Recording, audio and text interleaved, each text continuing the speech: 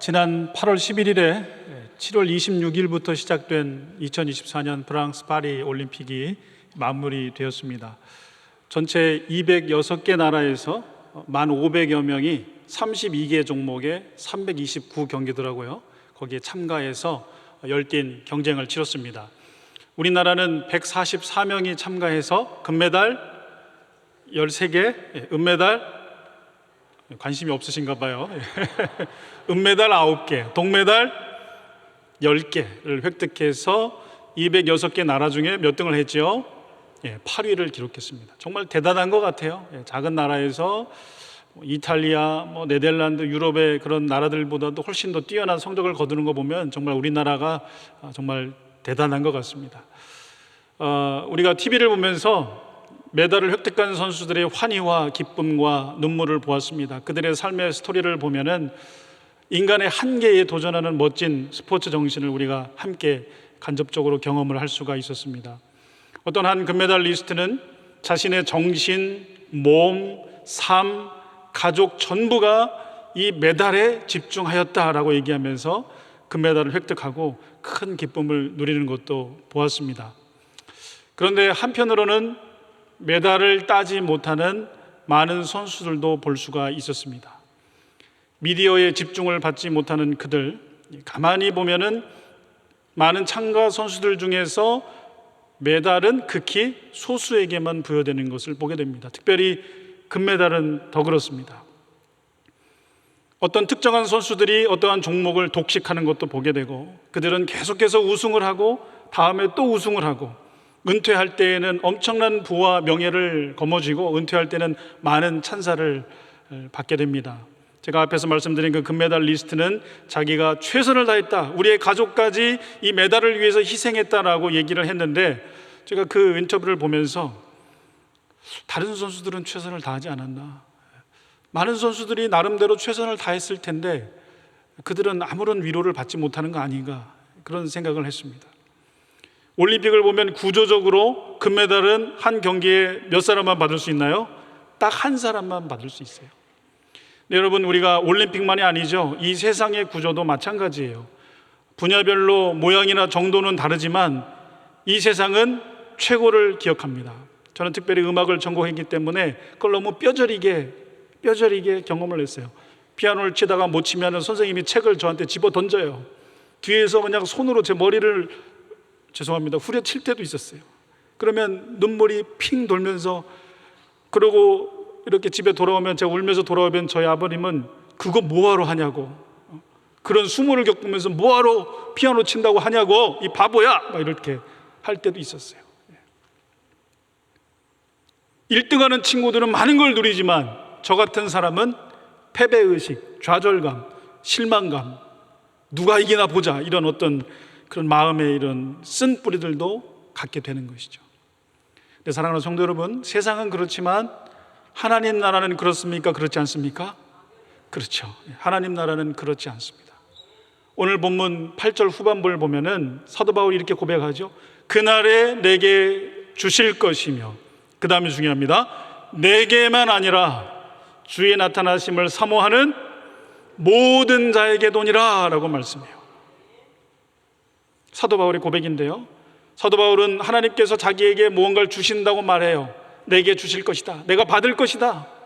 그 다음이 중요하죠. 내게만 아니라, 나만 받고 나만 누리고 나만 선택함을 받는 것이 아니라 모든 사람이 받고 모든 사람이 누리고 모든 사람이 선택을 받을 것이다 라고 선포하고 있는 것입니다. 바울이 말하는 모든 자는 세상 모든 사람을 말하는 게 아니라 그 앞에 어떻게 수식이 되어 있죠? 주의 나타나심을 사모하는 자.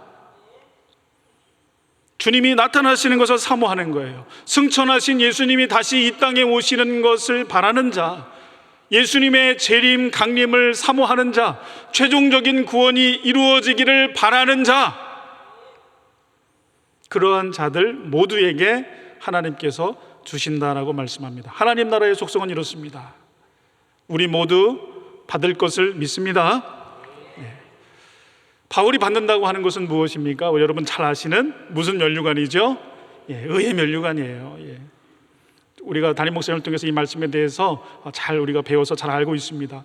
이 의의 면류관 두 가지 정도로 해석을 보통을 하는데, 첫 번째는 면류관의 어떤 물리적인 면류관에 초점을 맞추기보다는 의에 초점을 맞춰서 바울이 받을 것이 의 자체라는 거예요. 바울이 받을 면류관이 의라는 거고, 또 다른 해석은 의롭다고 인정을 받는 자에게 정말로 주님께서 면류관을 씌워주는 겁니다. 야고보서에는 생명의 면류관이라고도 돼 있고, 또 요한계시록에는 생명의 관이라고도 돼 있어요. 그래서 합쳐보면은 여기는 승리자에게 주는 면류관인데, 여기에서 핵심은 뭐냐면 의 자체라는 겁니다. 의. 그 의를 우리 모두에게 주신다라는 것입니다. 면류관은 승리자에게 주시는 것인데, 그 앞에 의가 들어있기 때문에 세상에서 승리한 자에게 주어지는 메달이나 상과는 완전히 다르다는 거예요. 왜냐하면 하나님 나라에서 의라는 것은 우리 인간이 우리의 스스로의 노력으로 소유할 수 없는 것이기 때문에 그렇습니다. 전적으로 하나님의 은혜에 의해서 주어지는 것이기 때문에 선물이요 은혜인 것이죠. 그래서 바울이 의의 면류관을 받는다라고 했을 때, 바울의 수고와 헌신과 희생과 노력이 그 면류관을 받는 근거가 아니라, 바울의 의를 충족시키기 위해서 예수님께서 십자가에서 매달려 돌아가심으로 바울의 죄를 사하여 주시고 하나님의 공의를 만족시키신 그 예수님의 십자가의 사역이 의의 면류관을 받는 근거라는 것입니다. 그래서 선물로 받는 것이기 때문에 바울이 얘기하는 거예요. 내게만 아니라 누구에게도 주신다고요? 주님의 나타나심을 사모하는 모든 자에게 주신다라고 선포하고 있는 것입니다. 사도 바울은 자신의 삶을, 이제 자신의 죽음이 곧 닥치는 걸 보고 자신의 삶을 뒤돌아보면서 사랑하는 제자 디모데에게 목회적 편지를 쓰고 있어요. 그리고 의의 면류관이 예비되어 있는데, 자신의 삶을 뒤돌아보니까 세 가지로 정리를 하죠. 여러분 잘 아시는 말씀이에요. 첫 번째는 선한 싸움을 싸웠고, 두 번째는 달려갈 길을 마쳤고, 세 번째는 믿음을 지켰다라고 얘기합니다. 근데 자신이 선한 싸움을 싸웠고 달려갈 길을 마쳤고 믿음을 지켰기 때문에 의의 면류관을 받는 것이 아니라, 반복되는 얘기인데요, 하나님께서 선한 싸움을 싸우게 하셨고 달려갈 길을 달려가게 하셨고 믿음을 지키게 하셨다라고 고백하고 있는 것입니다. 우리도 이 세 가지 모두 할 수 있기를 주님의 이름으로 축복합니다. 먼저 선한 싸움을 잠시 살펴보면은, 이 싸웠다라는 동사 때문에 보통은 바울 서신에 그 경기를 준비하는 선수들, 또 전투를 준비하는 군사들하고 연결을 시킵니다. 바울이 예수 그리스도의 복음을 전파하기 위해서 얼마나 많은 수고와 노력을 기울였습니까? 경기를 준비하는 그 프로 농구 선수들, 또 축구 선수들, 야구 선수들 보면은 준비를 얼마나 많이 합니까? 최선을 다해서 준비를 하지 않습니까? 그러한 자세와 삶의 태도를 지금 말하고 있는 것이죠. 또 전투를 준비하고 있는 병사들, 자기 생활에 얽매이지 않아요. 그 전투에서 승리하기 위해서 모든 것을 순종하면서 나아가는 그런 병사들의 모습을 연결을 시키는 것이죠. 자, 그런데 여기에서 말하는 이 선한 싸움은 세상에서 말하는 경기나 전투와 완전하게 동일시해서는 안 됩니다. 왜냐하면 세상에서의 싸움은 최종 목적이 이기는 겁니까? 지는 겁니까? 이기는 거예요. 이기는 것. 운동 경기도 최종 목적이 이기는 것입니까? 지는 것입니까? 이기는 것입니다. 보통 그런 사람들이 있어요. 저는 저도 괜찮습니다. 이기는 걸 별로 좋아하지 않습니다. 그거는 솔직한 말은 아닌 것 같아요. 왜냐하면 친목 축구 경기 같은 걸 해도 어떻게든 이기려고, 저희 목사님들이 자주는 아닌데 지난 3월 말쯤에 한번 우리 남자 목사님들끼리 축구를 한번 하자 해서 축구를 한번 했습니다. 근데 제가 충격교회에 부임해서 축구를 할 때마다 팀이 두 팀으로 나뉘는데, 한 팀은 79년생이 주축이 되는 팀이에요. 지금은 79년생들이 많이 없는데 예전에 많았거든요. 그래서 79년생이 주축이 되는 팀, 그리고 B79 이렇게 나눠집니다. 근데 지금까지 항상 어느 팀이 승리를 했냐면 79년생들이 승리를 했습니다. 한 번도 진 적이 없어요. 참고로 제가 79년생입니다. 저 때문에 승리한 건 아니고요. 우리 목사님들은 설교나 이렇게 나눌 때 양보해야 되고 희생해야 되고 헌신해야 되고 이렇게 가르치지만은 막상 축구 경기를 하면은 어떻게 하려고요? 지지 않으려고 이기려고 하는데, 저희 팀에서 조금 지는 것 같으면 한 79년생 박모 목사님께서 저보고 소리를 칩니다. 뛰라고 수비하라고, 움직이지 말라고, 거기 있으라고, 내려오지 말라고. 그래서 저희들이 자주 이겼습니다. 목사들의 어떤 친목 축구 경기에서도 이렇게 이기려고 이렇게 하는데, 보통 세상의 싸움과 전투는 무조건 이기려고 합니다. 여러분, 오늘 이 본문에서 싸움은 어떤 싸움이라고 되어 있죠? 선한 싸움이라고 되어 있습니다. 이 싸울 때 나오는 에너지, 집중력, 삶의 태도는 프로 선수들과 같이 해야 되지만, 그 방향은 어떤 방향이에요? 이기는 방향이 아니라 선한 방향이에요. 선한 방향. 누군가를 이겨서 그들에게 패배감을 주는 싸움이 아니라, 그들을 짓밟고 내가 뭔가를 얻어내는 그런 싸움이 아니라 선한 싸움이라는 거예요. 상대방에게도 좋은 걸 주고 우리 모두에게 좋은 걸 주는 선한 싸움이라고 할 수가 있겠습니다. 하나님은 이제 선하신 분인데, 이 선한 싸움 할 때 하나님의 선하신 속성과도 연결을 많이 시키는데, 여러분, 하나님의 선하심 속에서 모든 사람들이 구원받기를 원하시는 그 하나님의 선하심 속에서 이 우리가 싸움을 해 나갈 때는 선함을 분별하고 또 선한 일을 행하는 능력을 하나님께로부터 부여받아서 우리가 그 싸움을 해 나가는 것입니다. 선한 싸움을 한다는 것은 마태복음에 보면 너희는 세상의 소금과 빛이라고 얘기하면서 뒤에 뭐라고 얘기하냐면, 너희의 착한 행실을 보고 사람들이 하나님께 영광을 올려드린다라고 말씀합니다. 그래서 우리가 선한 싸움을 한다는 것은 에너지는 그 싸우는 에너지를 갖지만 그 에너지의 방향이 선한 방향이에요. 모든 사람들에게 선한 영향력을 미치는 그런 싸움을 해내실 수 있기를 주님의 이름으로 축복합니다. 적용점은 우리 모두에게 다 다릅니다. 한 분 한 분에게 삶의 여정 속에서 그 정황은 다 달라요. 그렇지만 기억하십시오. 내가 싸워야 될 방향은 선한 싸움이다. 이기고 무너뜨리고 승리하는 싸움이 아니라 선한 싸움을 내가 해야 된다는 것을 꼭 기억하실 수 있기를 축복합니다. 두 번째는 달려갈 길을 마친다라고 얘기해요. 달려갈 길을 마친다. 이 의미도 최종 목적지에 내가 1등으로 들어가냐 2등으로 들어가냐 몇 등으로 들어가냐가 중요한 게 아니라 그 최종 목적지까지 도달했다는 겁니다. 완주했다라는 것이 중요해요. 그 길을 달려가다가 때로는 쓰러질 때도 있어요. 넘어질 때도 있어요. 목이 마를 때도 있어요. 바울도 그랬을 거예요. 그런데 바울은 달려갈 길을 어떻게 했다 그래요? 마쳤다라고 그래요. 끝까지 그 최종 목적지까지 이르렀다라고 얘기합니다. 또 달려갈 길을 마쳤다고 할 때 또 생각해 봐야 될 것은 달려갈 길을 달려가야 됩니다. 달려가지 말아야 될 길을 달려가면 안 돼요. 사람들이 많이 가는 길, 사람들이 좋아하는 길이 아니라 하나님께서 우리 각자에게 허락하신 그 달려갈 길을 달려야 한다는 것이죠. 제가 예전에 한 20몇 년 된 것 같아요. 한 20분 정도 하고 제가 그 여정을 조금 인도해서 유럽을 조금 도른 적이 있는데, 헝가리 부다페스트에 갔는데 자유 일정으로 조금 시간을 드리고 5시에 기차역에서 만나자고 하고 이제 흩어졌습니다.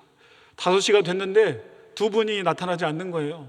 10분이 돼도 안 나타나고 한 20분 되니까 저기에서 두 분이 그 배낭을 메고 그렇게 막 뛰어오는 거예요. 뛰어오면서 숨을 헐떡 쉬면서 저에게 뭐라고 하냐면, 야 진호야, 우리가 이 길인 줄 알고 갔는데 그 길이 아니어서 주변 사람한테 물어가지고 저기로 가라 해서 그때부터 뛰기 시작했는데, 뛰면서 자꾸 이런 생각이 들었대요. 이 길이 아니면 어떻게 하지? 이 길이 아니면 어떻게 하지? 여러분, 우리가 열심히 뛰긴 뛰는데 뛴 도착지가, 뛰어서 달려간 최종 목적지가 만약에 우리가 가야 할 길이 아니면 그 인생은 얼마나 비참한 인생입니까? 근데 바울은 달려갈 길을 어떻게 했다고 그래요? 마쳤다 그래요. 하나님께서 주신 그 길을 온전하게 달렸다고 합니다. 우리가 달려야 할 길은 무엇입니까? 사람들이 가는 넓은 길입니까? 아니면 예수님의 십자가를 메고 쫓아가는 좁은 길입니까? 성경은 좁은 길이라고 말합니다. 좁은 문이라고 말합니다. 우리 각자에게 주신 넓은 길이 아니라 하나님께서 우리 각자에게 주신 그 사명의 길을 우리 모두 달려가실 수 있기를 축복합니다. 마지막은 믿음을 지켰다라고 얘기합니다. 믿음을 지켰다. 이 믿음을 지켰다라는 것은 선한 싸움을 싸우게 하고 달려갈 길을 마치도록 하는 원동력이에요. 하나님, 나는 좀 이기고 싶어요. 나도 좀 1등 하고 싶어요. 나도 좀 떵떵거리며 살고 싶어요. 나도 좀 거짓말하고, 나도 좀 속이고, 나도 좀 사기를 쳐서 잘 살고 싶어요. 나도 그런 싸움 할래요. 그때마다 하나님께서 그게 아니다. 선한 싸움을 싸워야지. 선한 싸움을 싸워야지. 그런 말씀을 들려주실 때 우리 마음속에 뭐가 작동하는 겁니까? 믿음이 작동하는 거예요. 우리가 달려갈 길을 달려갈 때, 하나님, 이 길 너무 힘드네요. 나도 좀 멈춰서고 싶어요. 나도 좀 여기서 평안하게 누리고 싶어요 할 때 하나님께서 달려갈 길을 달려가라. 너에게 예비되는 것이 있다.